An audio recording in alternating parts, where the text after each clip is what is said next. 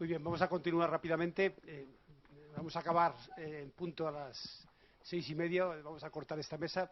Yo, en fin, voy a darle toda la cancha a los ponentes para no ocupar nada de tiempo porque tenemos poco, pero de todas formas, esta segunda mesa, como dije en mi primera intervención hace un rato, es sobre calidad de vida, participación del paciente, y parte de esto se ha comentado antes, porque yo creo que las últimas contestaciones de la mesa anterior iban todas sobre calidad de vida, lo cual es importante. También se hizo una consideración sobre una cuestión de tipo económico, que además viene muy bien al punto, porque esto es una de las cuestiones a veces absurdas, irracionales, que pasa en la sanidad cuando a alguien le imputan un excesivo gasto, de gasto inmediato de un producto que eventualmente es un ahorro para el sistema, porque se dejan de hacer otras cosas, Pero esto también refleja a veces una mentalidad que nos limita como sistema sanitario, cuando tenemos una visión demasiado estrecha del gasto, en este caso, en un medicamento que eventualmente produce ahorros importantes, ¿no?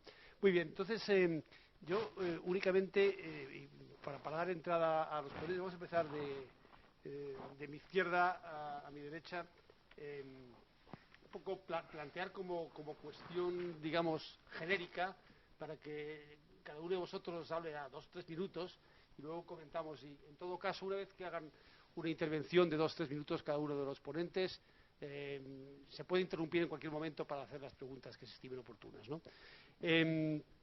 La cuestión para que empecéis un poco a comentar vuestra opinión es si realmente esto es un tema en el que hay demasiada poca visibilidad a día de hoy, y cómo se podría contribuir para darle poner en evidencia la problemática del déficit de hierro con o sin anemia, como he dicho antes, y al mismo tiempo que realmente ocupe un lugar, si no prioritario, pero mucho más prioritario de lo que es ahora en la agenda sanitaria. Buenas tardes. Quizás empiezo yo con el tema de como economista de la salud, ¿no? Una de las cosas que más sorprende cuando uno trabaja en este tema, déficit de hierro con o sin anemia, es que hay mucha evidencia clínica. Lo hemos visto en la sesión anterior, la cantidad de evidencia clínica que hay del uso de una terapia a otra, pero cuando uno busca estudios de evaluación económica o estudios de impacto económico sobre el uso o no uso, nos damos cuenta que desde el año 2010, por ejemplo, no hay ningún estudio clave que haya hecho una gran evaluación de cuál es el impacto económico, ¿no? Y de hecho me ha gustado mucho que desde el punto de vista clínico se habla de un concepto clave que los economistas hablamos de coste de oportunidad, ¿no? Sabemos que los recursos son limitados y hay que utilizarlos en aquellos momentos donde la terapia es más eficiente. En el caso que nos encontramos actualmente, yo creo que el principal déficit es la falta de estudios que nos demuestre la eficiencia de este tipo de déficit de hierro, el uso terapéutico, ¿no? Hay otro elemento bastante clave que no tenemos que obviar, ¿no? Y es que incluso los estudios que hemos encontrado hasta el año 2010, lo que siempre cubre son los costes económicos directos para el sistema sanitario, y es muy difícil encontrar estudios que hablen de los costes indirectos. Sobre todo lo hemos visto anteriormente, habéis comentado el tema de productividad, ¿no? Yo creo que para mejorar un poco la sensibilidad a este tema, no hace falta solamente la evidencia clínica, que, insisto, creo que ha sido muy bien explicada en la sesión anterior. Yo creo que es importante hacer estudios económicos que le demuestren al pagador, al sector público, que utilizando esta terapia, este arsenal terapéutico, realmente en el largo plazo el sistema sanitario puede tener ahorros. En la búsqueda que he podido hacer estos días, a la hora de preparar esta presentación, insisto, no existe gran evidencia desde el punto de vista económico, más allá de algunos estudios muy puntuales de un fármaco versus otro, o de un hierro versus otro. Pero a grandes rasgos, estudios en el cual demuestre que en España utilizar la terapia de hierro, etcétera, etcétera, no hay gran estudio. Creo que el estudio que vosotros habéis hecho recientemente, que no lo he encontrado publicado, cubre esa laguna. Yo creo que es importante no solamente que el estudio sea público, sino que mostrar esas cifras, que entiendo que ya estamos hablando de cantidades bastante serias desde el punto de vista económico. Gracias. Yo os dije antes, perdón, la presentación, Jaime Espín, profesor de la escuela, probablemente ya es más conocido aquí en este foro, y María Ángeles Prieto, también directora de la Escuela de Pacientes de la Escuela de Salud Pública. Cuando quieras. Sí, bueno, sobre el tema de cómo conseguir mayor información o mayor visibilidad de estas circunstancias, bueno, pues a mí me gustaría señalar que, bueno, pues todos los estudios sobre credibilidad de los pacientes con respecto a tratamientos y a terapia, bueno, pues destacar que a pesar de lo que oímos sobre la potencia que tiene Internet y las nuevas tecnologías, actualmente, hoy por hoy, todavía la fuente más creíble sigue siendo para el paciente el profesional sanitario. O sea, que la información debe de estar mediada por el profesional sanitario. En la Escuela de Pacientes, es un proyecto de la Consejería de Salud, proyectos de paciente experto hay ahora mismo actualmente en todas las comunidades autónomas. Esto es una línea de formación de personas con enfermedades crónicas, con una tradición muy importante en todo el mundo. Hace más de 40 años que empezó esta línea en Stanford, y hoy en día la mayoría de los países europeos tienen líneas de formación de pacientes crónicos, y los últimos estudios también muestran mayor eficacia en los programas educativos cuando el programa educativo para el manejo y la autogestión de enfermedades crónicas. En la Escuela de Pacientes estamos trabajando en 24 patologías crónicas. 3 de ellas son la insuficiencia y la enfermedad renal crónica que conocéis, o la insuficiencia cardíaca, que tenéis en vuestro hospital, aulas de pacientes con insuficiencia cardíaca, y ahora estamos empezando con la enfermedad inflamatoria intestinal. Bueno, pues como decía, se consiguen mejores resultados en la capacidad, en la calidad de vida, en el bienestar y en la salud de los pacientes cuando se combina la formación entre iguales, la formación como paciente experto y la educación terapéutica, o la información y el acompañamiento por los profesionales sanitarios. Yo, bueno, pues quiero destacar esto en cualquier estrategia de llamar la atención o de poner el acento en la necesidad de visibilizar una necesidad sanitaria. José María Recalde, experto en tecnologías sanitarias. Lo primero, mi satisfacción por volver a esta que considero mi casa, y durante muchos años he desarrollado una tarea profesional de la que me siento más orgulloso. Desde la perspectiva de la evaluación, básicamente lo que creo que hace falta es un cambio de perspectiva. Esto es un problema viejo que hay que contemporizarlo. Tenemos que pasar un poco de la situación de alto porcentaje de pacientes con anemia o ferropenia en nuestro medio y bajo uso del hierro intravenoso. Hay elementos adicionales. Ya estamos empezando a ver las consecuencias del problema. Desde la perspectiva del paciente, cada vez más se está orientando hacia su necesidad de la asistencia sanitaria, pero en cuanto a indicadores duros, impacto en las transfusiones, impacto en los ingresos, el impacto sobre la mortalidad, el impacto económico, eso es trascendente a la hora de tomar las decisiones y establecer la importancia del problema. El problema también es un poco, y viendo la perspectiva de la realidad asistencial, es que hay un desconocimiento de cómo se está abordando el problema en función de las distintas áreas terapéuticas y en función incluso de las distintas regiones, ¿no? De alguna manera habría que mejorar la calidad de las recomendaciones. Eso es una necesidad que por parte de los profesionales que están involucrados en los tratamientos de la población que tiene mayor impacto todo el déficit de hierro, parece una necesidad trascendente. Hemos visto cómo las sociedades que están más involucradas en este tema o con mayor impacto han hecho un esfuerzo en cuanto a su actualización, pero hay que hacer un esfuerzo adicional para que la implementación en la práctica de estas recomendaciones sea efectiva. Vemos determinados aspectos que nos hacen dudar en cuanto al bajo nivel de determinaciones de hierro en poblaciones de pacientes en las cuales tendría un impacto. Está claro que hace falta un cambio de la aproximación. Probablemente la estrategia de utilizar la vía oral y reservar la vía intravenosa como alternativa sea una estrategia equivocada y habría que fomentar el uso del hierro intravenoso. Pero necesitaríamos elementos de valor y de alguna manera cada vez más el impacto en cuanto al coste y la relación del coste-efectividad es absolutamente determinante, y en este nivel, como ya ha reseñado Jaime, nos falta información. El hierro oral sigue teniendo un papel en nuestro medio. El problema fundamental es la adherencia al tratamiento. Yo creo que es lo que está limitando más los resultados. Hemos visto que hay determinadas maniobras que se pueden utilizar en cuanto al cambio del momento de la dosificación, el cambio a otras vías de administración. Yo creo que la participación general de los profesionales en cuanto a mejorar la adherencia del tratamiento podría tener un impacto. Y en ese aspecto, por resaltar probablemente la labor que ya se ha demostrado en otras patologías que pueden desarrollar las oficinas de farmacia en cuanto a la detección, por lo menos de la retirada de los tratamientos, como paso intermedio al cumplimiento. Y de alguna manera hay que sensibilizar a la población general. Si los pacientes fueran conscientes del impacto sanitario, del impacto sobre la vitalidad y sobre las actividades diarias que el problema tiene, probablemente la presión sobre los profesionales en cuanto a la necesidad de determinaciones sería mayor. Yo creo que el establecimiento de un Día Mundial del Déficit del Hierro está suficientemente motivado. El problema es que nos encontramos con demasiados días mundiales de todo tipo de iniciativas y la mayoría muy justificados. La importancia de esto es que la información sea relevante, que sea adecuada, que tenga un impacto y sobre todo conseguir una comunicación efectiva.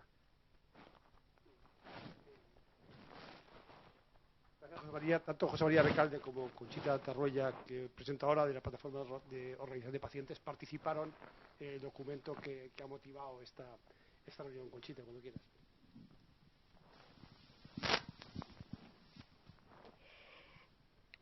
Hola, muy buenas.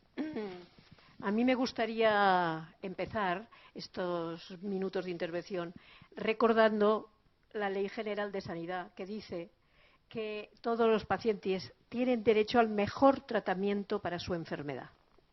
Y lo dice la ley textualmente.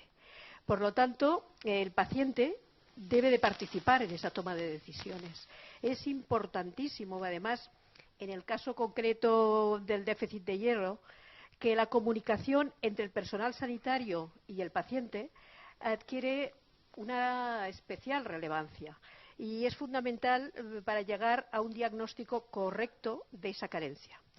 Actualmente se ha observado que la adherencia al tratamiento solo llega alrededor del 40% de los pacientes y habitualmente a estos pacientes les falta información sobre los diferentes tipos de hierro y los diferentes tratamientos posibles. Aquí lo que un poco como representante de los pacientes me gustaría reivindicar es que se les ha de dar toda la información posible al paciente, que la relación entre el paciente y el médico sea dialogante y sea personalizada. La toma compartida de las decisiones en el futuro es un proceso comunicativo imparable.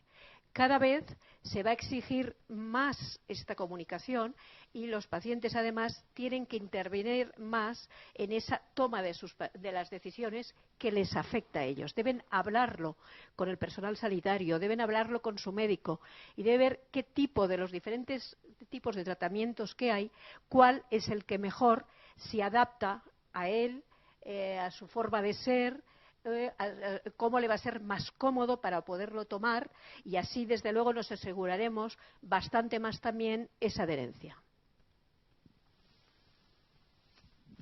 Muy bien, bueno, después de estas intervenciones, digamos, iniciales, yo ahora voy a conversar con los ponentes y espero que ellos entre sí, pero también está abierto a que cualquiera de las personas que estéis aquí podáis participar, porque no haremos al final una ronda, sino ya cuando acabemos pues daremos por terminado el evento. Yo de momento hay una cuestión que ha comentado José María, pero puede contestar cualquiera de vosotros. Es el tema de claro, el hierro intravenoso. Esto es una pregunta que hago. El hierro intravenoso a día de hoy está limitado su administración al entorno hospitalario. Claro, eso restringe, creo yo, que pueda emplearse, si hay circunstancias para emplearlas, para emplearse fuera del entorno hospitalario, y por otro lado, lo que menos necesitan los hospitales es que llegue gente que realmente no tenga las condiciones adecuadas para estar en un hospital, sino que tiene que estar en la calle. Entonces, ¿cómo se puede manejar esto? ¿Es previsible que se pueda manejar de alguna forma distinta? Si llega, ¿quién podría contestar sobre? Podéis también alguno de vosotros también puede, si quiere. Bueno. Sí. Yo creo que, es decir, sí, estamos totalmente de acuerdo. Ahora, cuando uno empieza a un programa de ferroterapia como empezamos nosotros, ¿no? Nosotros hacemos un hospital de día y te das cuenta de lo fácil que se administra, lo rápido que se hace, la ausencia de efectos secundarios, lo bien que se tolera, y que en una hora tenemos la repleción completa y somos súper mega cautos, porque podríamos poner una infusión de carboximaltosa en 15 minutos, pero lo hacemos de una forma bastante más lenta. Después tenemos un periodo de seguridad de 30 minutos, pero lo único que necesitamos es un sillón y una persona que sepa coger una vía, que es una enfermera. Eso yo particularmente creo que no es nada, es decir, eso se podría hacer en cualquier centro de salud sin ningún problema, con una mínima logística que se optimizase, ¿no? Sí, yo pienso que realmente el problema que viene es decreciente, porque los primeros hierros que usábamos intravenosos eran muy peligrosos. Había una gran repercusión en el miedo a una reacción anafiláctica, que en general tenía un porcentaje altito, ¿eh? Nosotros hemos dejado de poner hierro al primer miligramo en muchos pacientes, hace 25 años. Con el hierro sacarosa había muchas menos reacciones, y con el hierro carboximaltosa muy pocos. Hay algunas, evidentemente, pero sobre todo de rubefacción. Hemos visto alguna vez que se baja el ritmo, pero habitualmente nosotros ponemos el hierro en 12-15 minutos. Claro, no somos cardiólogos, somos anestesiólogos, somos más intrusivos. Y realmente estamos en un medio nuestro que está en un área que está con cualquier tipo de material de reanimación que haga falta. Pero realmente, viendo la población y viendo el número de dosis que se ponen anualmente y el número de alertas por algún incidente grave, creo que se puede extrapolar a los centros de primaria con un mínimo de aprendizaje, quien lo administra, y con unos mínimos recursos básicos de reanimación, por si hiciera falta. Creo que se podría extender. Sí, quizás añado dos comentarios, ¿no? De los pocos artículos que existen sobre este tema, efectivamente demuestran que intravenoso versus oral es más coste efectivo. El problema de los estudios es que tienen dos grandes, diríamos, sesgos a grandes rasgos. Primero de ellos, la mayoría de ellos están financiados por alguna industria, no he encontrado ninguno realizado por algún ente independiente como puede ser el NICE, alguna agencia. Y segundo elemento importante es que señalan que son coste efectivos, pero no señalan el impacto presupuestario para el sistema público, ¿no? Quiere decir, dicen que es coste efectivo si lo aplicamos a uno versus otro, pero no calculan los datos multiplicados por prevalencia e incidencia, con lo cual posiblemente, si además añadiéramos el impacto presupuestario, posiblemente la cantidad sería eficiente, pero posiblemente no sostenible, ¿no? Yo creo que desde aquí vuelvo un poco a animar, ¿no? Que desde el punto de vista independiente se da estos estudios y luego se mira si en a largo plazo para los sistemas sanitarios posiblemente fueran también sostenibles, ¿no? Sí, bueno, simplemente dentro de la información que se ha recogido entre las necesidades para fomentar el hierro intravenoso, básicamente hacer recursos, pero obviamente estamos hablando de una administración hospital centrista, viendo el hospital del día donde se administra la mayoría del tratamiento intravenoso. La posibilidad de que esta administración se realizase en ámbitos diferentes al hospital, yo creo que facilitaría el acceso al tratamiento. Y al mismo tiempo aumentaría la experiencia por parte de otros profesionales en cuanto a los seguimientos del efecto del tratamiento y la perspectiva en cuanto al valor del tratamiento del hierro y las diferencias frente al tratamiento oral. Esto lleva a otra cuestión para Conchita, quizá también María Ángeles. ¿Hay equidad en el acceso a este tratamiento ahora mismo, en este momento? Bueno, yo diría que en estos momentos no soy experta en este tema, lo primero que voy a decir, pero lo que nos llega a las organizaciones de pacientes es que no en todos los sitios se trabaja igual y de esta forma. Al estar la sanidad descentralizada y traspasada a las comunidades autónomas, A veces hay gente que se queja de las diferencias de tratamiento entre un lugar y otro. También entre un hospital y otro de una misma comunidad autónoma e incluso de una misma ciudad. Esto sí que nos ha llegado, estas observaciones, y sí que es una de las cosas que estamos un poco analizando.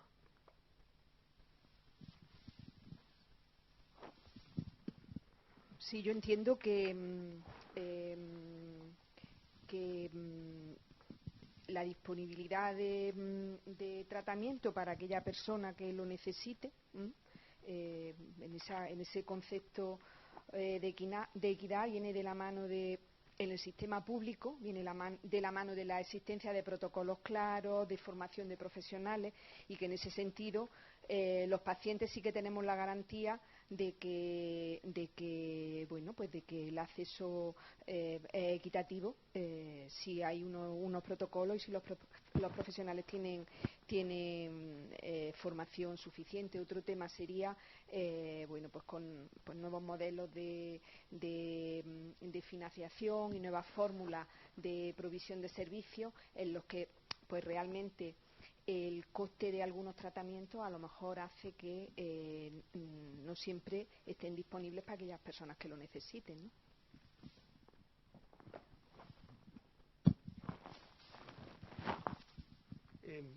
Y eso también me lleva a una pregunta para quizá, no sé, alguien de aquí de la mesa que estamos aquí sentados en el estrado, o cualquiera de los clínicos que están en la audiencia. A mí una cuestión que siempre me ha preocupado en la clínica es la enorme variabilidad que hay en la práctica en España. Esto mucha gente no lo conoce. Un colega nuestro, vosotros seguro que lo conocéis, en Aragón, en la Escuela Aragonesa de Salud Pública, que trabaja sobre atlas de variación en la práctica clínica, ha tocado varios asuntos. Creo que este no lo ha tocado, pero no estoy seguro que este no lo ha tocado. Pero sí que quisiera saber una opinión, quizá una intuición, porque esto probablemente no hay datos, de si hay mucha variación en la práctica clínica en el manejo del hierro en pacientes con déficit de hierro, anemia o déficit de hierro. ¿Alguien tiene alguna idea de si esto que estáis planteando, que habéis planteado vosotros, ya empieza a ser práctica común, digamos, estado del arte, o todavía son islas de alguien que tiene interés, se lo toma en serio, pero en general muchos pacientes de muchos lugares no tienen acceso simplemente porque en su entorno simplemente esto no se hace o se sigue manteniendo, digamos, una actitud clásica hacia este problema.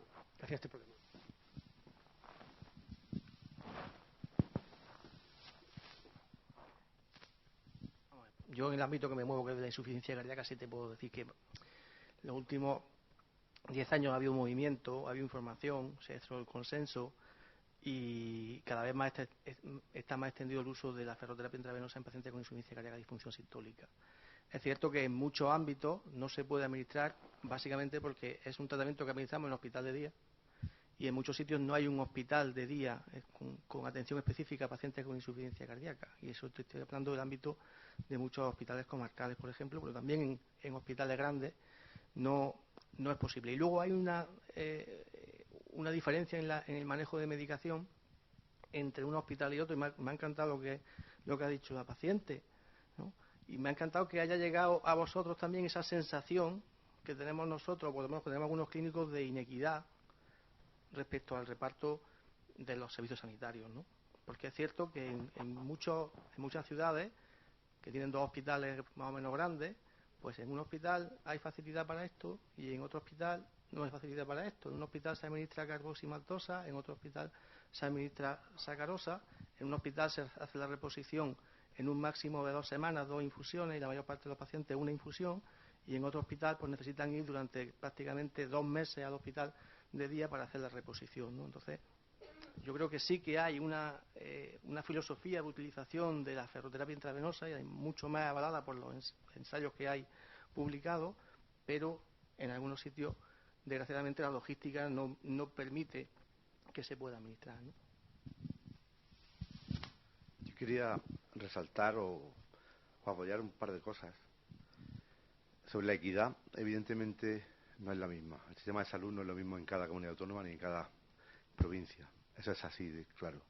Pero ya un poco más que eso, yo no denosto el hierro oral, no lo denosto para nada.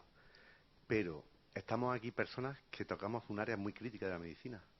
El hierro oral en medicina primaria, en muchos pacientes que no están en una situación de gravedad, tienen unas anemias por pérdidas menstruales, pequeñas pérdidas hemorrágicas digestivas, se puede usar. Pero en la enfermedad inflamatoria intestinal, en la insuficiencia cardíaca, en el paciente periquirúrgico o en el paciente renal, no nos queda otra, ¿eh? Quiero decir que afortunadamente ahora podemos tratarlos. Antes no los podíamos tratar. Y afortunadamente ahora tenemos medios para eso. Pero es evidente que realmente también sigue habiendo una inequidad entre nuestras patologías y los distintos centros hospitalarios españoles, claramente. Y además yo he hecho varios estudios multicéntricos, analizando hospitales de... El último recién que he presentado serán 39 hospitales de todas las comunidades autónomas, 2 o 3, o sea, de alguna comunidad 3 hospitales. Y dentro de que no se hacía nada, casi nada bien, ahora sí que podemos decir esta extrapolación que ha cambiado todo. Que la anemia prequirúrgica se está consolidando el tratamiento porque es importante que se trate. Y ahí no disponemos de 6 meses, a lo mejor sí. Si nosotros programamos con la lista de espera quirúrgica pacientes que están anémicos y empezamos a tratarlos 6 meses antes, podemos dar hierro oral. Y dentro de los hierros orales hay grandes diferencias. Hay hierros que se absorben bastante bien orales, que son los metálicos, pero caen fatal. Y hierros proteicos que caen muy bien, pero no se absorben apenas. Ahora tienen los hierros liposomales, que no los financia el sistema de salud, que se absorben un poquito más. Puede absorber hasta 3-4 miligramos día, aparentemente. Pero hay poca evidencia tampoco de eso. Y por supuesto, tú tienes mucha razón en el poco análisis que se hacen de determinadas variables. Y tú también tienes razón en lo que está mediatizado por algo que no somos organismos independientes en investigación en muchas ocasiones.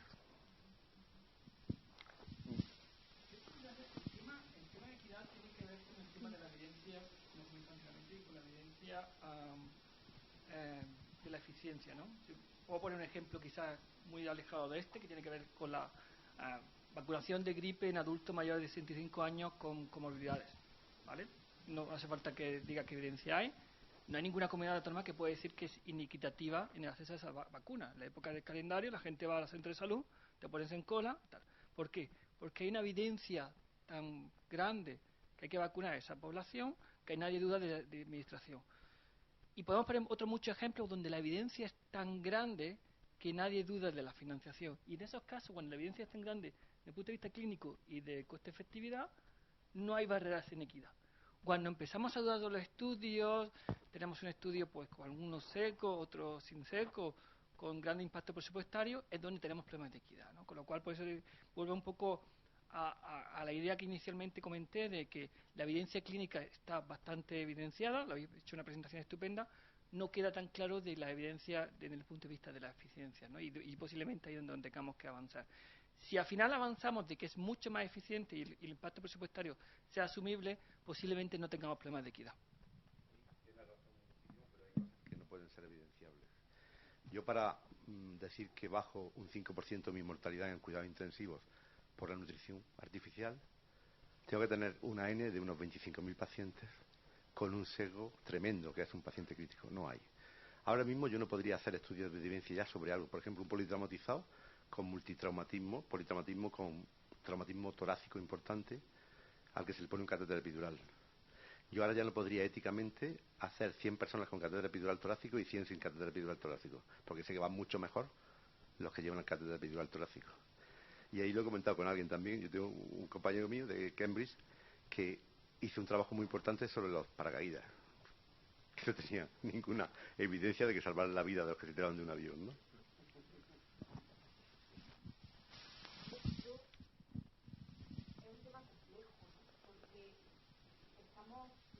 Asistiendo a una epidemia de cronicidad, ¿no?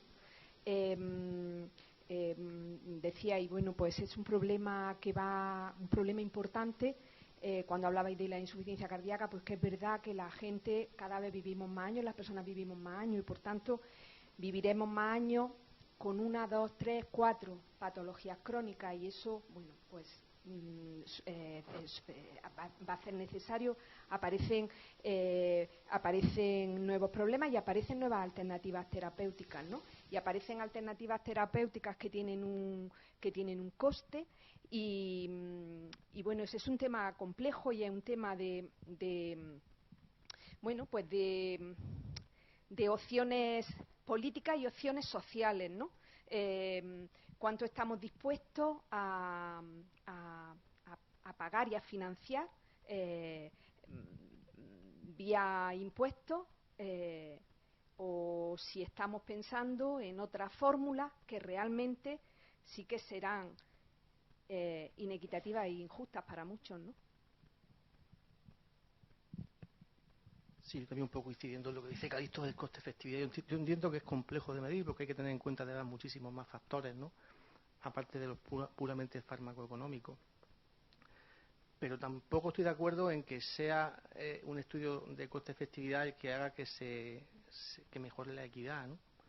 Porque, por ejemplo, en mi ámbito, que es el de la cardiología, no hay nada que haya demostrado más coste-efectividad que la rehabilitación cardíaca, que es lo más barato del mundo y, sin embargo, no es equitativa, ni siquiera en nuestra comunidad autónoma, donde no hay muchas unidades de insuficiencia cardíaca, ¿no? Entonces, claro, yo pienso que esto es mucho más complejo, ¿no? Es decir, que yo entiendo que el coste-efectividad es importante, pero que hay que darle a todo cierta complejidad. O, por ejemplo, no hay cosa que sea menos coste-efectiva que un trasplante cardíaco. Y, sin embargo, en principio, en todas las comunidades autónomas hay un programa de trasplante cardíaco. O un trasplante renal. Bueno, ese es menos, ¿no? Pero un trasplante cardíaco es absolutamente ineficaz desde el punto de vista coste-efectivo. Es decir, o una asistencia circulatoria, ¿no? Y el presupuesto destinado, ¿no?, desde el punto de vista sanitario a mantener un programa de trasplante cardíaco como es el programa nuestro, de que tenemos que estar orgullosos, ¿no?, porque tenemos el mejor programa de trasplante cardíaco mundial, pero es un esfuerzo presupuestario que probablemente quite recursos a otras cosas que son bastante más coste efectivas, ¿no? Bueno, el renal sí que es coste efectivo porque la diálisis es muy cara, muy cara. No, realmente.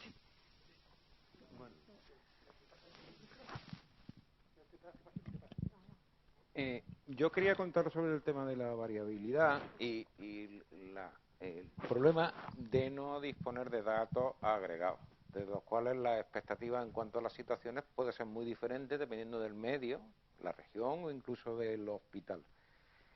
Por eso tiene interés algún tipo de estudios como el que se ha hecho la enfermedad inflamatoria intestinal, la encuesta Gestiona, que analizaba el uso del hierro. Parece que el elemento que está impactando más en cuanto al acceso o la equidad es el acceso al tratamiento con la vía intravenosa, con las formulaciones de hierro intravenoso. Parece que esa es la principal diferencia que puede impactar frente al acceso. Ya hemos visto las diferencias que hay en cuanto a los resultados del tratamiento y en cuanto a la expectativa o las implicaciones que puede tener el tratamiento en cuanto a variables duras, incluso el coste hospitalario. Hay estudios recientes realizados en nuestro país que demuestran que los pacientes con enfermedad inflamatoria intestinal, enfermedad de Crohn, con anemia o sin anemia, puede explicar hasta el doble del coste del tratamiento y de la estancia hospitalaria. Y estos aspectos son importantes. Y eso es lo que puede hacer ilustrar y motivar un cambio de actitud en cuanto al acceso y en cuanto a una mayor utilización pues, de la terapia que parece más eficiente para una población significativa de pacientes, que sería un tratamiento más intensivo con la administración de hierro intravenoso. Muy bien. Nos quedan 2 minutos. ¿Queréis hablar? Sí. Pues una intervención que vamos a hacer aquí a medias entre Conchita y yo y cerramos la sesión. Me encanta. Estoy aprendiendo un montón de vosotros. Me encanta. Y fíjate, en la última diapositiva que he puesto de la reunión de Frankfurt 2018, lo que han hecho estos 180 y tantos investigadores de 33 países, representando a casi todas las asociaciones, es coger en una olla. Durante 2 años han estado trabajando de todo lo que hacemos, trabajándolo. Y metodología GRADE, que no es allá, es buena para clínica, pero es muy mala para los resultados, quizás. Y se ha buscado la evidencia que tienen 3 áreas temáticas importantes. La transfusión, o sea, la anemia prequirúrgica, el dintel transfusional y los protocolos PBM hospitalarios. Donde ha salido una evidencia clara, con fortaleza, dentro de GRADE, es en el primero, en la anemia preoperatoria, tratarla siempre, con ferroterapia, con los mecanismos que sea. El segundo nivel del dintel transfusional han cogido, pues me parece que son 6 áreas importantes, donde nosotros tenemos en unas transfundidas 7 de hemoglobina, en otros 8, otros 8,5, 8,9, enfermedad concomitante con politraumatismo, con lesiones intracraneales o cerebrales. Donde peor es el mejor intento de hacer las cosas. Ahí no ha salido nada de evidencia en el PBM. Los hospitales que han hecho programas grandes de PBM, pero muy encorsetados, muy talibanizados, han muerto. Hay que hacerlo, una competencia, una transversalidad para modificar un trabajo, hacerlo mejor con respecto a la transfusión sanguínea, que sabemos que es mala. Entonces, ahí es donde menos evidencia científica ha salido, porque casi todos los proyectos de PBM se han encorsetado en grandes rellenos de documentos, informes electrónicos, y escaso cumplimiento al final. Y ahí tienes toda la razón del mundo. Y mi amiga Nadia Rosanchea, la que he puesto un trabajo antiguo, dijo un día: señores, a un médico a las 4 de la mañana no le puedes pedir que haga un análisis de si transfundir o no con una hemoglobina y analizar todo. Cosa que también le digo yo a los testigos de Jehová, que en un procedimiento quirúrgico grande, que por supuesto no le vamos a transfundir, pero no le garantizo que un médico que llega de una guardia por una emergencia en ese paciente no le transfunda 2 concentrados de hematía, que puede pasar incidentalmente. Y la variabilidad en el tratamiento es muy importante. En los cuidados intensivos hay variabilidades económicas brutales con los mismos resultados clínicos entre unidades, que depende mucho de los trabajos con protocolo, con evidencia o trabajos dispersos, pero diferencias económicas brutales, con los mismos resultados de mortalidad. Bueno, una última pregunta. Ya no sale. No, es que se puede poner más todavía.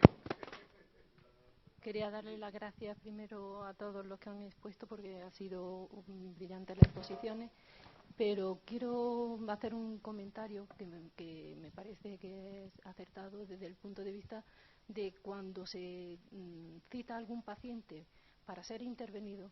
Muchas veces se le cita 6 meses antes de ser intervenido.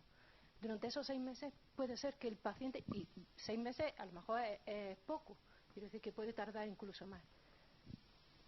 En ese periodo de tiempo pueden ocurrir 20.000 cosas y esa persona anemizarse. Desde ese punto de vista ya hay un fallo importante de lo que es las administraciones. Yo hablo de las de aquí, pero yo tengo 2 especialidades y les puedo también hablar de Castilla y León y no solo de Andalucía. Otra cosa, está muy bien el tema de que se pase la pelota a los centros de salud, porque realmente yo, que soy especialista en medicina interna y también en medicina de familia, he propuesto que la administración se aprovechase de mis 2 especialidades para que yo, que estoy trabajando en la Alpujarra Granadina, se pudieran beneficiar de no tener que mandar con las carreteras tan tortuosas al Hospital de Referencia Motril o al de Granada a pacientes que se me están edematizando por culpa de una insuficiencia cardíaca derecha, que muchas veces también es mixta, que pueden entrar en edema de pulmón, que tienen fallos renales, y por una simple, que lo pedí hace un mes, 2 o 3 botes de albúmina para ponerla con la furosemida, no me la pueden dar porque la albúmina puede producir un shock en el paciente. Como ustedes comprenderán, si me ponen pegas para la albúmina, ¿cómo no me lo van a poner para transfundirlo, que pueden hacer reacciones alérgicas? Me parece un poco demencial, porque si yo tengo especialidad para poder trabajar en el hospital, estoy autorizada para poder hacerlo en la urgencia de mi centro. Y yo había propuesto incluso hacer, como si dijéramos, un hospital de avanzadilla, es decir, un hospital de día, en el que pudiera poner todos esos tratamientos y hacer tratamientos domiciliarios. Se le deja la vía puesta al paciente y, por ejemplo, en una neumonía podemos ponerle un tratamiento intravenoso y ahorrarnos que el paciente se tenga que tener un ingreso hospitalario, con la de gasto que es un ingreso hospitalario. Y luego la comorbilidad de pacientes que tienen 4 o 5 patologías crónicas, que se te puede morir en el hospital. evita eso y está más caso con su familia. Pues no, eso no es viable. Y otra cosa que quería decir con respecto a lo que había dicho doña Conchita es el tema de que está muy bien que se le explique al paciente todo. Una persona que tiene más de 12 tratamientos, ¿les vamos a explicar todo el vademécum de esos 12 tratamientos cuando solamente te dan 5 o a veces 8 minutos por cada paciente? Y aparte de eso, en esos 8 minutos puedes tener 2 urgencias. Es que no puedes. Y aparte intentan ampliar el tema de que veamos más pacientes haciendo también llamadas telefónicas. Me parece demencial. Tendremos que organizar un poquito lo que es, digamos, la asistencia sanitaria y que el médico tiene. Y otra cosa que me parece mal es que no se ha difundido convenientemente esta charla. Yo me he enterado con una amiga. Y solamente me la hayan dicho ustedes, me han mandado ustedes correo a mi mail que les recomiendo. Gracias. Una dosis de realidad. La verdad es que esto demuestra que este tipo de reuniones se suscitan más cuestiones de las que somos capaces de abordar. De manera, ahí has entrado en un tema que por sí es un tema para una sesión completa, igual que el tema de relacionar el impacto presupuestario con el coste-beneficio, con el coste-efectividad, igual que el tema del papel del paciente y su autonomía. En fin, hay muchas cosas que no podríamos, que daría para muchísimas. Y luego, efectivamente, lo que se puede plantear aquí, luego hay que verlo sobre el terreno, cómo se puede hacer, y la organización sanitaria, que es la que tiene que soportar todas estas iniciativas. No da tiempo para más. Yo solamente voy a dejar que cierre Conchita con una cuestión que es importante, y es lo que habíamos planteado en uno de los documentos, ¿no? Si tiene sentido, para sensibilizar de este problema, que creo que es un problema, el identificar, aunque esto es muy simbólico, ¿no? Una jornada que pueda servir un poco de reflexión sobre esas cuestiones que hemos estado hablando aquí a lo largo de esta tarde. Sí, yo lo que decía que es la importancia de la formación y de la información, sobre todo de la información al paciente. Y una manera de divulgar la información, desde luego, y darle visibilidad, sería pues la creación de un Día Nacional de Déficit de Hierro. Simplemente la creación de este día, quizás ya daría pie de hablar pues en medios de comunicación, en hablarlo pues en centros, en asociaciones de pacientes, darlo a conocer más. A mí me ha quedado muy claro que falta formación e información respecto a todo lo que representa la anemia por déficit de hierro a los pacientes. Por lo tanto, la manera de hacerlo visible, la manera de divulgarlo, yo creo que es importantísimo que se pudiera crear, hacerle llegar a las administraciones esto, porque si no, si a las administraciones no les llega, pues no conseguiremos nada. Pero sí hacerles llegar a las administraciones la necesidad de esta información, y que la creación de un Día Nacional del Déficit de Hierro, que, como muy bien habéis dicho, tal día como hoy se está celebrando en algunos otros países europeos, se pudiera institucionalizar y que fuera una realidad ya. Muy bien, pues muchas gracias. Ya no da tiempo para más. Yo agradezco a todos los que habéis venido a esta sesión. Espero que haya sido útil. Gracias.